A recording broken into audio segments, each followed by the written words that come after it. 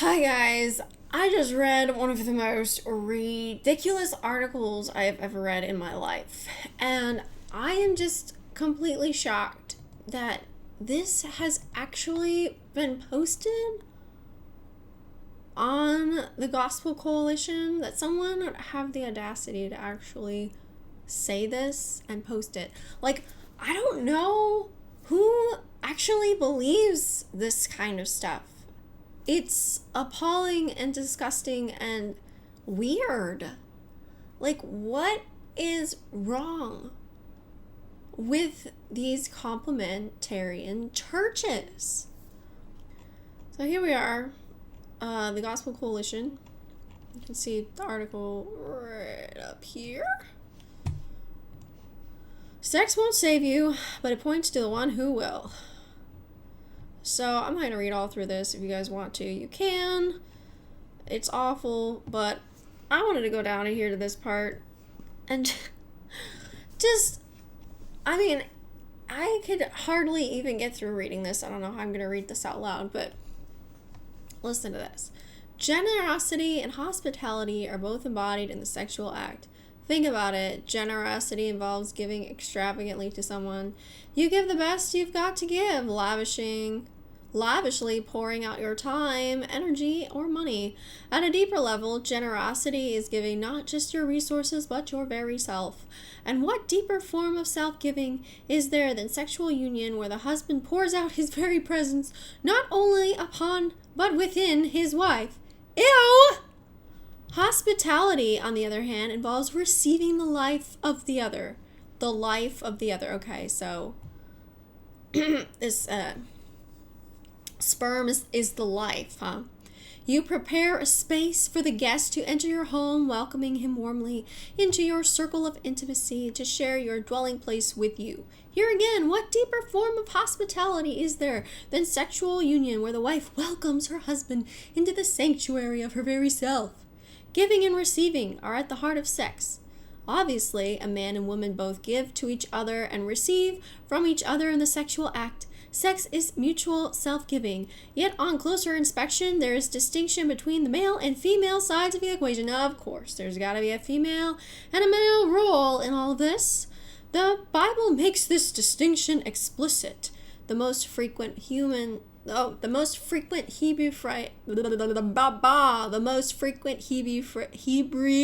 phrase for sex is literally, he went into her. Okay, so this is his definition of sex. This is the distinct, explicit definition in the Bible. Translations often soften this for modern ears, saying he made love to her or they slept together. But the Bible is less prudish than we are, using more graphic language to describe what happens in the honeymoon tent. Okay, we can skip this part. This is a silly story about one of these girls reading the Bible on Sunday and having to say Jacob went into her over and over again. Can we skip that? The Hebrew language is onto something, however. There is a distinction between the male and female roles in sexual union. Oh my gosh. Each brings something unique into the fusing of two bodies as one, and this distinction is iconic. On that honeymoon in Cabo, whatever, the groom goes into his bride. He is not only with his beloved, but within his beloved. He enters the sanctuary of his spouse, where he pours out his deepest presence and bestows an offering, a gift, a sign of his pilgrimage that has the potential to grow within her into new life. Oh my gosh, are you gotta be kidding me? This is so cringy and ridiculous. This is a picture of the gospel. Christ arrives in salvation to be not only with his church, but within his church. Christ gives himself to his beloved with extravagant generosity, showering his love upon us and imparting his very presence within us. Oh, yay! Thank you for equating your ejaculate to the Spirit of God coming and making his place within us. Christ penetrates his church with the generative seed of his word and the life-giving presence of his spirit, which takes root within her and grows to bring new life into the world.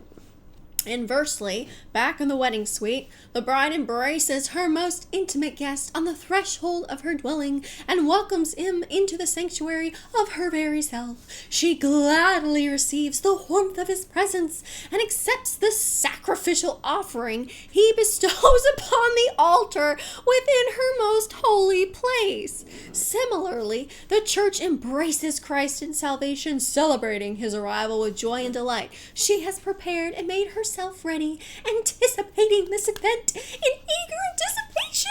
She welcomes him into the most vulnerable place of her being, lavishing herself upon him with extravagant hospitality. She receives his generous gift within her, his penis, and the seed of his word. Of his word and the presence of his spirit. Oh my gosh, he is equating this to the Bible. He is equating this to God, seed of his word, and presence of his spirit, partnering with him to bring children of God into the world. Their union brings forth new creation. Oh yes, this is awesome. Penis worship, everyone. This isn't misogynistic at all, is it? Or is it? Unbelievable. So we looked at the original article, and there is a response from Michael Bird here about this article. So I'm just going to go ahead and read this to you guys. Excuse me. Michael Bird says, okay, I just read Josh Butler's TGC piece, and, well, I do have some thoughts. First, there is a legitimate scriptural image for Christ as the husband and the church as the bride.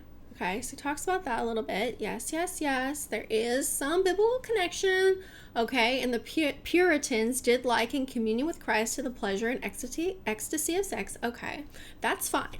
But Butler's piece gets cringy and manufactures conditions for misogyny when he equates literally Christ's saving word with a man's semen. He uses the language of penetration a lot, refers to semen as a sacrificial offering and a holy seed, and describes a woman's uterus as hospitable and rejoicing.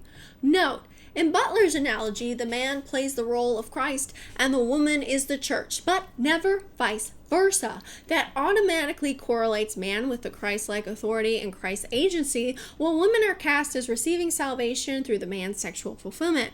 The man penetrates and the woman is penetrated. This makes men dominant and active, while women are passive and obedient. Sexual release for the man is part of the woman's salvation. The man's pleasure and penis are Christified, while his semen is sanctified as a holy sacrifice. I can't believe I'm even saying that. Note 2. This is not the first time TGC has published something like this. I can remember an article written over 10 years ago, since taken down, where Jared Wilson quoted Douglas Wilson as to how men colonize the bodies of their wives in sex. No, I'm not joking. I found this in an old blog post. When we quarrel with the way the world is, we find that the world has ways of getting back at us. In other words, however we try, the sexual act cannot be made into an egalitarian pleasuring party. Are you kidding me? You're saying that sex is just supposed to be one-sided? It's not about two people pleasing each other? I mean, is that what you're saying? A man penetrates, conquers, colonizes, plants. A woman receives, surrenders, and accepts. This is, of course, offensive to all egalitarians. Well, clearly. And our culture has rebelled against the concept of authority and submission in marriage. Oh, that is so disgusting. This means that we have sought to suppress the concept of authority and submission as they relate to the marriage bed. Like, what the heck is he talking about? That's terrible.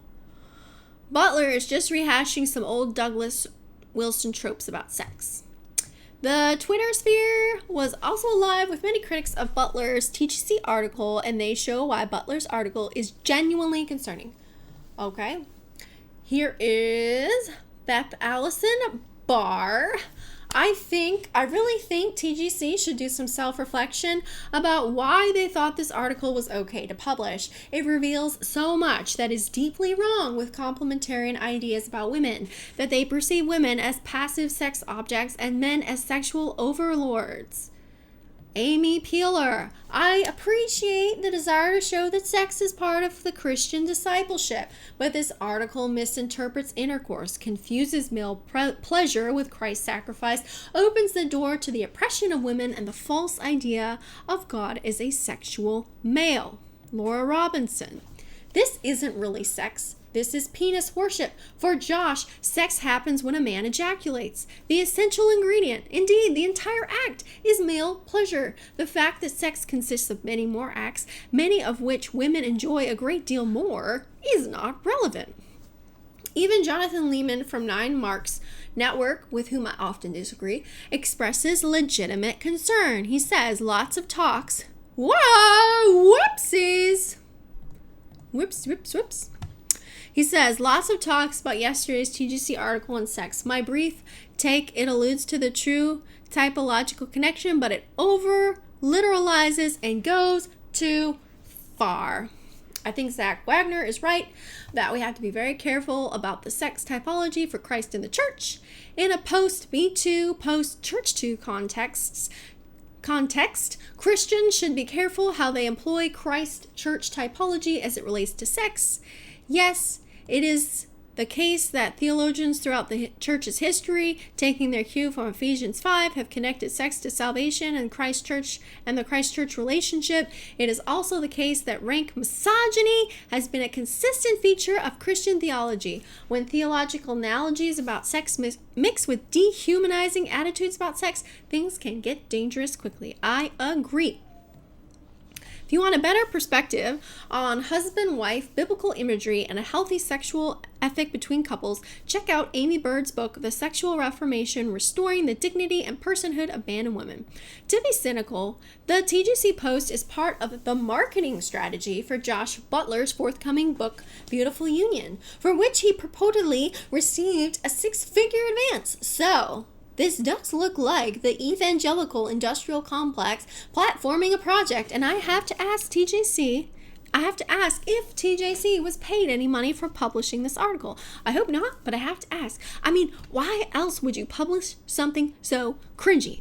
In addition, as I've said before, TGC America needs to get some female editors who are not just going to smile and nod at everything that they are handed, but women who will look the author and editor in the eye and say, "Are you freaking out of your mind?"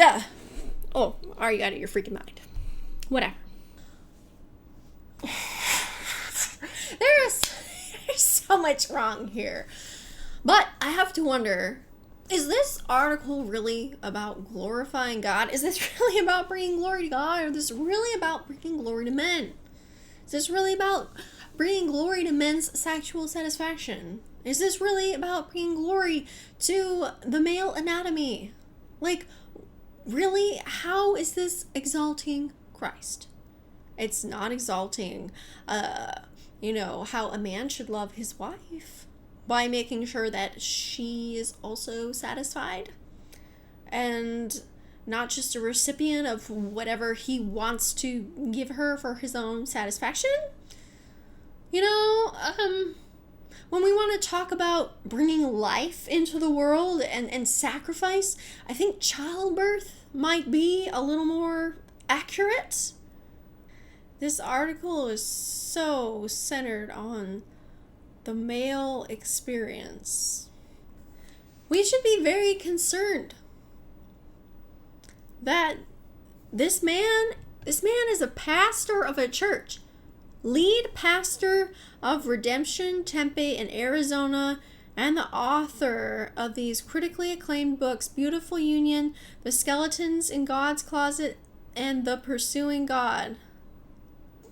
Scary. I don't think I would want this guy to be my pastor. And, I don't really look to TGC as a go-to place for articles anyways, but this this is something else. And I think as Christians, this is something we need to really address. That we have these mainstream Christian ideas that are insane. This is just crazy. Like, who actually agrees with this? Now, if you want to read something good about sex, I would suggest this book. It says, I'm going to read the back here. Based on a groundbreaking, in-depth survey of over 20,000 women, The Great Sex Rescue pulls back the curtain on what is happening in Christian bedrooms and exposes the problematic evangelical teachings that wreck sex for so many couples, while pointing couples to what they should have been told all along. Experience the relief of knowing that you are not broken. Elusive pleasure, mismatched desires, perpetual sexual temptation that doesn't need to be your story any longer.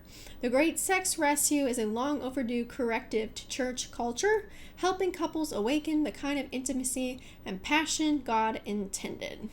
This looks at all the really, really, really bad Christian books that teach a lot of really destructive things that produce abuse in relationships, things that contribute to abuse, things that hurt marriages. This is for you. And I hope it helps you. I know it'll help you. Oh my gosh. Thank you for watching. Please subscribe to my channel. We will have more videos talking about subjects like this. Not so much necessarily sex, but abuse in the church, problems in the church, and misogyny in the church. So hit that subscribe bell and maybe you'll see some more content later. Bye. Peace out. Peace out.